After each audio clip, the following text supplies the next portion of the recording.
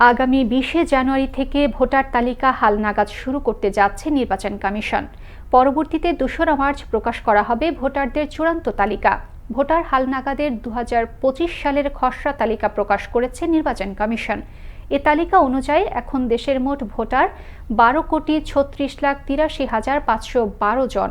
বৃহস্পতিবার সকালে রাজধানীর আগারগাঁওয়ের নির্বাচন ভবনে সাংবাদিকদের এক ব্রিফিংয়ে এই তথ্য জানান নির্বাচন commissioner brigadier general Abul Fazal Sanaullah. তিনি জানান, নতুন করে তালিকায় অন্তর্ভুক্ত হয়েছেন ১৮,৩৩,৩৫২ জন। এই হিসেবে ভোটার সংখ্যা দাঁড়াচ্ছে ১২,৩৬,৮৩,৫১২ জন।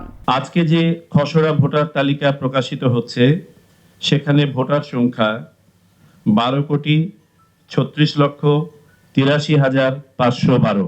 অনেকে হয়তো অনলাইনে আবেদন করতে পারবেন না, এটি একটি বাস্তবতা। তাদের জন্য বাড়ি বাড়ি আমরা তো যাচ্ছি, নিকটস্থ নির্বাচন অফিসে গিয়ে আপনাদের এই নিবন্ধন কার্যক্রমটি সম্পন্ন করবেন।